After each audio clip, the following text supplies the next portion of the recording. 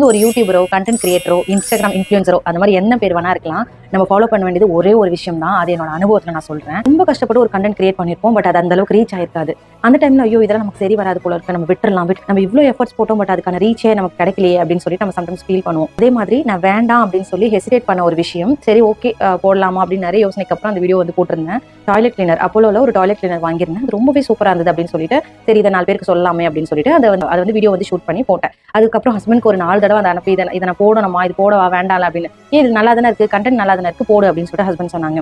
அந்த வீடியோ பாத்தீங்கன்னா இவ்வளோ ரெஸ்பான்ஸ் இருக்கும்னு சொல்லிட்டு நான் நினைக்கவே இல்லை. நிறைய பேர் வந்து நான் இந்த ப்ராடக்ட் 2 வருஷமா யூஸ் பண்றேன், நல்லா இருக்கு அப்படின்னு சொல்லிட்டு உங்களோட ரிவ்யூ சொல்லியிருக்கீங்க. சில பேர் வந்து நான் ட்ரை பண்ணி பார்க்கறேன் அப்படின்னு சொல்லியிருக்கீங்க. பை சான்ஸ் இப்போ அந்த பர்டிகுலர் வீடியோ வந்து சப்போஸ் ரீச் ஆகல, பட் அது போட்டிருக்க கூடாது போல இருக்கு, ஸோ அது வந்து மக்களுக்கு பிடிக்கல அப்படின்ற மாதிரி. என்னன்னா 2 ரூல் தான். யாரையுமே ஹர்ட் பண்ணாத அளவுக்கு ஒரு மெசேஜ், அட்லீஸ்ட் ஒருத்தவங்களுக்காவது யூஸ் ஆகிற மாதிரி ஒரு யூஸ்ஃபுல் இன்ஃபர்மேஷன். இதை நம்ம கொடுக்க போறோம்னா எதை பத்தியுமே யோசிக்காம கோ ஃபார் இட். யோசிக்கவே தேவையில்ல.